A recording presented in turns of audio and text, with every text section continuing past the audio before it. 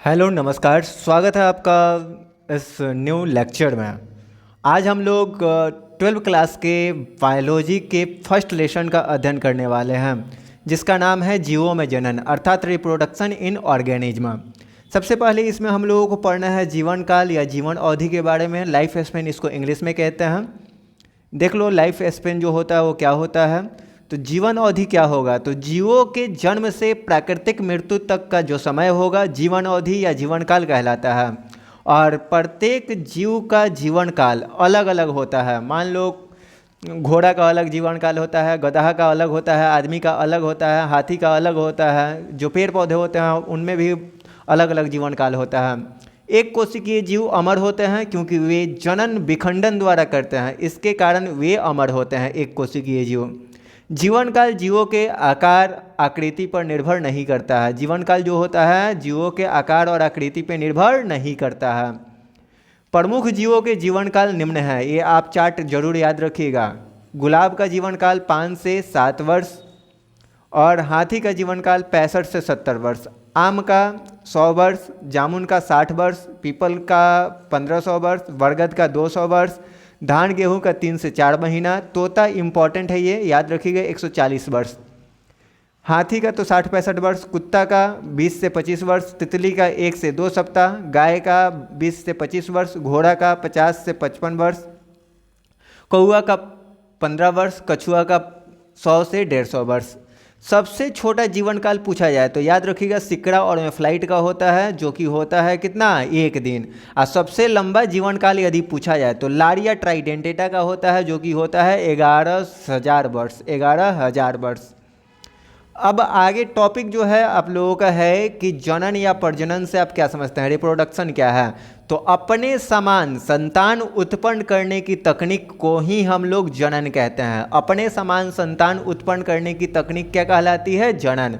और जनन के उद्देश्य क्या है, निम्न उद्देश्य है। पहला, इससे जाति की निरंतरता बनी रहती है, इससे जीवों की संख्या में वृद्धि होती है, जनन से विभिन्नताएं उत्पन्न होती है जिससे कि जीव विकास होता है। आप ये पॉइंट याद रखना। बोर्ड लेवल क्वेश्चन इस टॉपिक से क्या है, तो जीवों के लिए जनन क्यों आवश्यक है, इस प्रकार से क्वेश्चन करता है। तो जीवों की संख्या वृद्धि के लिए और दूसरा जाति की निरंतरता बनाए रखने के लिए जनन आवश्यक है। जनन के मुख्यतः 2 प्रकार होते हैं। जनन के मुख्यतः कितने प्रकार होते हैं, 2 प्रकार। पहला अलैंगिक जनन। याद रखिएगा जनन की वह विधि जिसमें जीवों की केवल एक समष्टि भाग लेती है अलैंगिक जनन कहलाती है। अमीबा, हाइड्रा, ईस्ट अलैंगिक जनन है। लैंगिक जनन क्या है जी, तो जनन की वह विधि जिसमें जीवों की 2 विपरीत लिंग वाली समष्टि भाग लेती है लैंगिक जनन कहलाती है। जनन की वह विधि जिसमें जीवों की 2 विपरीत लिंग वाली समष्टि भाग लेगी उसमें हम लोग कहेंगे कि लैंगिक जनन हो रहा है। एग्जाम्पल मानव, गाय, भैंस इत्यादि हो जाएगा। अलैंगिक जनन और लैंगिक जनन में अंतर स्पष्ट करें। ये 5 मार्क्स में क्वेश्चन करता है, 5 नंबरिया क्वेश्चन है। एक और अलैंगिक लिख लीजिएगा, दूसरी ओर लैंगिक लिख लीजिएगा। लैंगिक में पहला आपको याद रखना है कि यह तीव्र गति से होने वाली क्रिया है, लैंगिक यह धीमी गति से होने वाली क्रिया है। अलैंगिक में इसमें एक जनक सहायता करता है, इसमें 2 जनक सहायता करता है। इसमें युग्मनज का निर्माण नहीं होता है अलैंगिक में, और लैंगिक में युग्मक का निर्माण होता है। यहाँ पे युग्मक का निर्माण नहीं होता है। इसमें निषेचन नहीं होता है, इसमें निषेचन होता है। इसमें क्लोन का निर्माण होता है। और लैंगिक जनन में किसका निर्माण होता है जी, क्लोन का। और लैंगिक जनन में क्लोन का निर्माण नहीं होता है। ये 5 गो अंतर हो गया जो कि आप याद रख सकते हैं। क्लोन क्या है, क्लोन का परिभाषा आप जरूर याद रखिएगा। आनुवांशिकी और आकारिकी रूप से समान जीवों को हम लोग क्लोन कहते हैं। आनुवांशिक और आकारिकी रूप से समान जीव क्या कहलाते हैं, क्लोन। अलैंगिक जनन से उत्पन्न जीव जो होते हैं क्लोन होते हैं, क्लोन कहलाते हैं। ठीक है, तो क्लोन किसे कहेंगे, आनुवांशिक और आकारिकी रूप से समान जीवों को क्लोन कहा जाता है। अलैंगिक जनन से उत्पन्न जीव भी क्या कहलाते हैं, क्लोन होते हैं। अलैंगिक जनन के लाभ आपको बताना है, तो इसमें केवल एक व्यष्टि भाग लेता है अलैंगिक जनन में, और दूसरा यह बहुत जल्दी होता है। और इसका हानि क्या है, तो इसमें आनुवांशिक विविधता उत्पन्न नहीं होती है। लैंगिक जनन में क्या उत्पन्न नहीं होगी जी, आनुवांशिक विविधता। और इससे जैव विकास नहीं होता है। इससे क्या नहीं होता है, जैव विकास। अलैंगिक जनन के प्रकार निम्न है। पहला विखंडन है जिसको फीजन कहते हैं हम लोग। दूसरा है मुकुलन, उसके बाद बीजाणु जनन, पुनरुद्भवन, उसके बाद कायिक प्रवर्धन है। विखंडन के बारे में आप याद रखिएगा, कोशिकाएं टूटकर या तो दो बनाएंगी या बहुत सारी बनाएंगी। यहाँ पे देखो, यदि जीव का शरीर विभाजित होकर दो या दो से अधिक संततियों का निर्माण करता है तो इस क्रिया को विखंडन कहते हैं। यह एक कोशिकीय जीवों में मिलता है। देखो, विखंडित होगा शरीर तो पहले केंद्रक विभाजन फिर कोशिका द्रव का विभाजन होगा, ठीक है।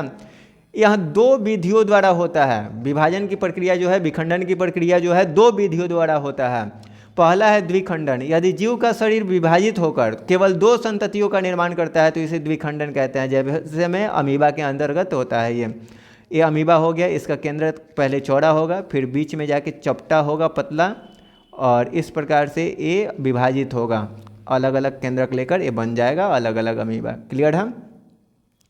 बहुविखंडन क्या है? तो यदि जीव का शरीर विभाजित होकर अनेक संततियों का निर्माण करता है तो इसे बहुविखंडन कहते हैं। बहुविखंडन की क्रिया प्लाज्मोडियम में होती है। अब देखो, मुकुलन क्या होता है? तो इस क्रिया में जनक के शरीर पर कलिकाएं निकल आती है जो प्रारंभ में जनक के शरीर से जुड़ी होती है और बाद में अलग होकर नए जीव का निर्माण करती है। इस क्रिया में बनने वाली कलिका को हम लोग मुकुल कहते हैं और मुकुल के द्वारा जो जनन होगा उसको मुकुलन कहा जाता है। और मुकुलन की प्रक्रिया जो होती है मुख्यतः दो प्रकार की होती है। पहला होता है बाह्य मुकुलन, जिसको बहिर्जात मुकुलन भी कहते हैं।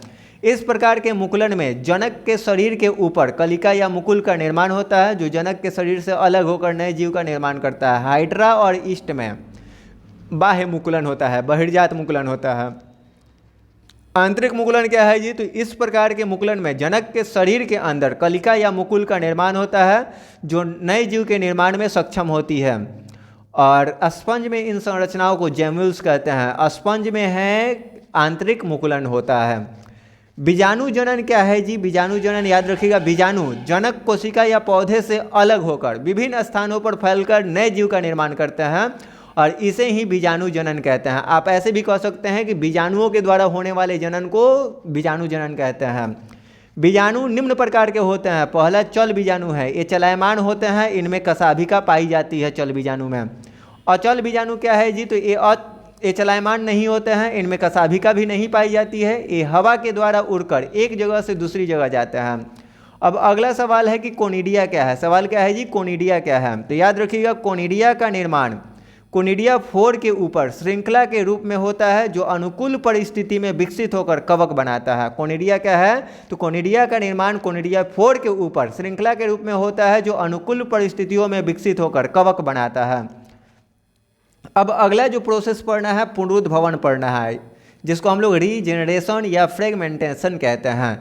इस विधि में जीव के किसी भाग को काटने पर वह भाग पुनः निर्मित हो जाता है या उस भाग से नए जीव का निर्माण हो जाता है और ये प्रक्रिया पुनर्जनन या पुनरुद्भवन कहलाती है। और ये किस में देखने को मिलता है? प्लेनेरिया में, खासतौर प्लेनेरिया में देखने को मिलता है। कायिक प्रवर्धन या कायिक जनन क्या है? तो जब किसी पौधे में जड़, तने, पत्ती के द्वारा नए पौधे को जन्म दिया जाता है तो उसे हम कायिक या वर्धी प्रवर्धन कहते हैं। मातृ पौधे का वह भाग जो नए पौधे को बनाता है उसे कायिक प्रवर्ध कहते हैं, जो जड़, तना, पत्तियां इनमें से कोई भी हो सकता है। कायिक प्रवर्धन मुख्यतः दो प्रकार के होते हैं, प्राकृतिक कायिक प्रवर्धन, दूसरा कृत्रिम कायिक प्रवर्धन। प्राकृतिक रूप से स्वतः होने वाली कायिक प्रवर्धन प्राकृतिक कायिक प्रवर्धन है। मानव द्वारा विभिन्न तरीकों से करवाया जाने वाला कायिक प्रवर्धन कृत्रिम कायिक प्रवर्धन कहलाता है। अब आगे याद रखिएगा, कायिक प्रवर्धन की विधियाँ कौन कौन सी हैं? तो यहाँ पे देख लीजिए, कलम लगाना है, गुलाब और अंगूर का लगता है। दाब लगाना है जो कि अंगूर और स्ट्रॉबेरी का लगाया जाता है। रोपण आम और सेव का किया जाता है। गुटी बांधना होता है लीची के अंतर्गत। क्लियर है? कायिक प्रवर्धन के लाभ और हानियाँ। लाभ क्या है जी? तो यह प्रवर्धन की आसान विधि है। हानि क्या है? इसमें नई जातियाँ उत्पन्न नहीं की जा सकती है। दूसरा लाभ है इससे पौधे की शुद्धता बनी रहती है। हानियाँ दूसरा है कि इससे उत्पन्न पौधे शीघ्र हरास होने लगते हैं। प्राकृतिक कायिक प्रवर्धन के उदाहरण क्या है जी? तो पहला जड़ द्वारा है जो कि कंदिल मूल होता है, शकरकंद। शकरकंद का कैसा मूल से शकरकंद बनता है? तो कंदिल मूल से। और काष्ठीय मूल होता है शीशम का। तने द्वारा किस में होगा? तो भूमिगत तना में आलू का कंद से होता है, अदरक का प्रकंद से होता है अरबी का घनकंद से होता है, प्याज लहसुन का सल्क कंद से कायिक प्रवर्धन होता है। क्लियर है। अर्धवायवीय तना के द्वारा किस में होता है कायिक प्रवर्धन? तो दुभ घास में होता है ऊपरी भूस्तारी, पुदीना में होता है अंतः भूस्तारी, स्ट्रॉबेरी में भूस्तारी होता है, जलकुंभी में भूस्तारी का होता है। वायवीय तना द्वारा किस में होता है? नागफनी में, और पर्णाभकाय स्तंभ के द्वारा ये होता है। ये इम्पॉर्टेंट सवाल है आपका कि बंगाल का आतंक किसे और क्यों कहा जाता है। याद रखिएगा, बंगाल का आतंक जलकुंभी को कहा जाता है, वाटर हाइसिंथ को कहा जाता है, क्योंकि यह ठहरे पानी में तीव्र वृद्धि कर पूरे जलाशय को ढक लेता है, जिससे O2 यानी ऑक्सीजन की कमी हो जाती है और मछली मरने लगते हैं, जलीय जीव मरने लगते हैं। और 8 महीने में 65,000 जलकुंभी उत्पन्न हो सकते हैं। ये डाटा आप जरूर याद रखेंगे। वैज्ञानिक नाम जो होता है जलकुंभी का आइकोकॉर्निया सिनेप्स होता है। क्या होता है जी? आइकोकॉर्निया सिनेप्स। अब जीवन चक्र की अवस्था आपको समझनी है। जीवन चक्र की अवस्था में पहला होता है किशोरावस्था। इस अवस्था में जीवों के शरीर में तीव्रता से वृद्धि होती है। पादपों में इसे कायिक अवस्था कहा जाता है। प्रजनन अवस्था क्या होता है जी? तो इस अवस्था में जीवों के शरीर में जनन क्षमता विकसित हो जाती है। इसके प्रारंभिक काल को हम लोग यौनारंभ कहते हैं। पादप प्रजनक अवस्था पादपों में पाई जाएगी मोनोकार्पिक और पॉलीकार्पिक के रूप में। ऐसे पौधे जो अपने जीवन काल में केवल एक बार पुष्प धारण करते हैं, जैसे में गेहूं, चावल, ये सब मोनोकार्पिक हैं। ऐसे पौधे जो अपने जीवन काल में प्रत्येक वर्ष एक विशिष्ट मौसम में पुष्प धारण करते हैं, उसे हम लोग पॉलीकार्पिक कहते हैं, जैसे में आम, सेव। जंतु प्रजनक प्रावस्था क्या है जी? तो मौसमी प्रजनक इसमें होगा और दूसरा होगा सतत प्रजनक। मौसमी प्रजनक कहने का मतलब है कि मौसमी प्रजनक वर्ष के एक निर्धारित मौसम में ही प्रजनन करते हैं, या वैसे जीव जो वर्ष के एक निर्धारित मौसम में प्रजनन करते हैं, यहाँ पे जो लिख देते हैं, जो वर्ष के एक निर्धारित मौसम में प्रजनन करते हैं मौसमी प्रजनक कहलाते हैं। एग्जाम्पल मेढक हो जाएगा, मछली हो जाएगा। सतत प्रजनक क्या है? तो सतत प्रजनक वर्ष में किसी भी समय प्रजनन करते हैं। उदाहरण मानव हो जाएगा, चूहा हो जाएगा।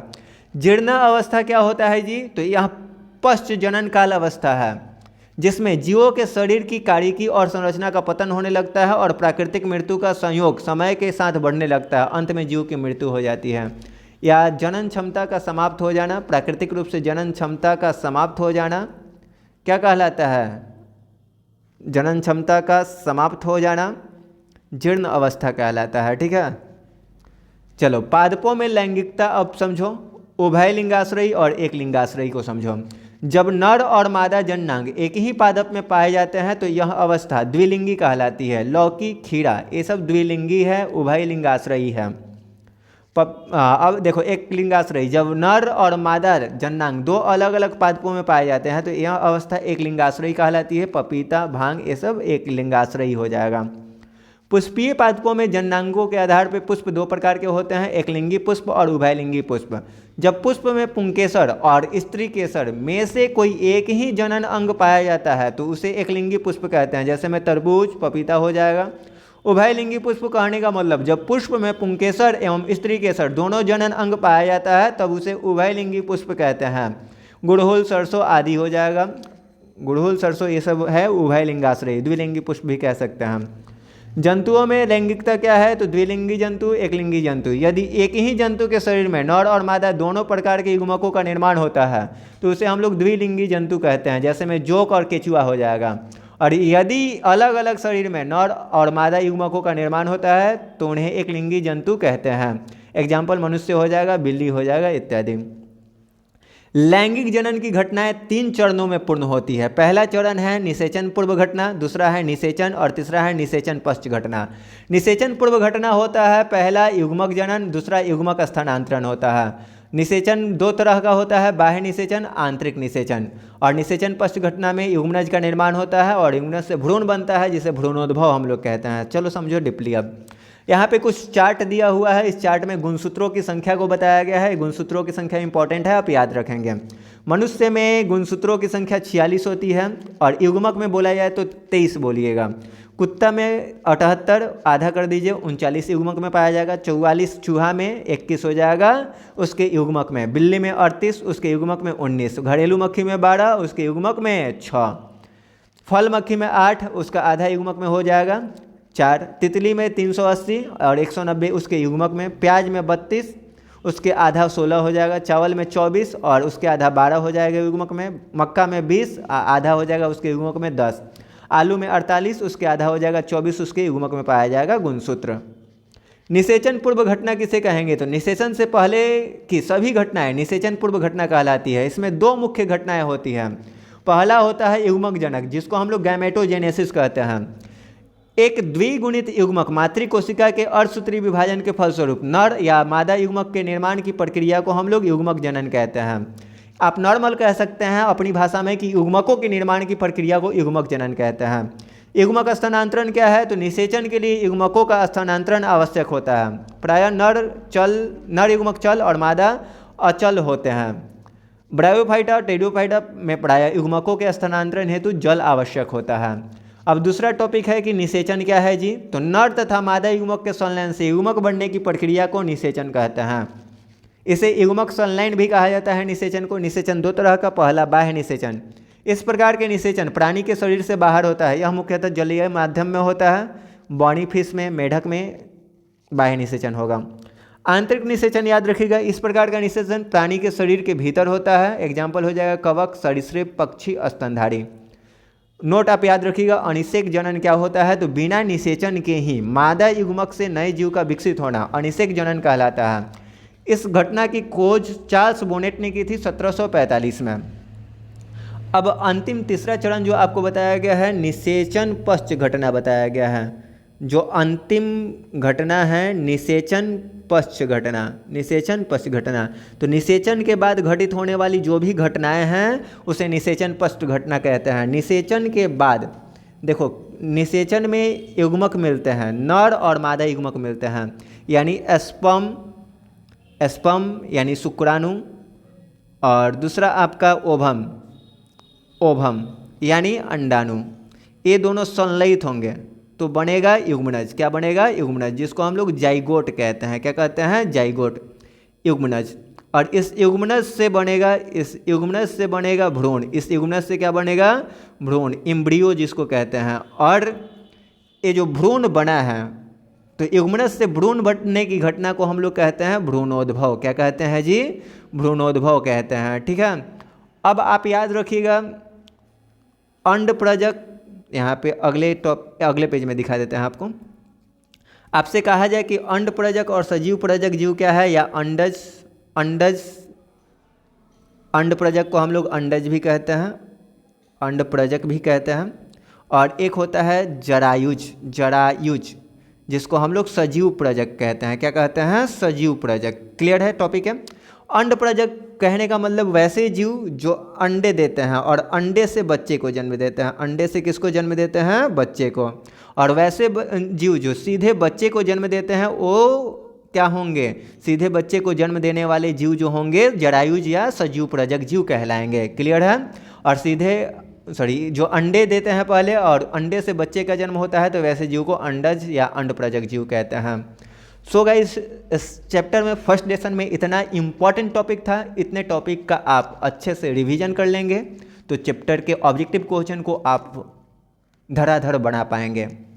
मिलते हैं नेक्स्ट लेक्चर में, जिसमें हम लोग ऑब्जेक्टिव क्वेश्चन को कवर करेंगे। धन्यवाद।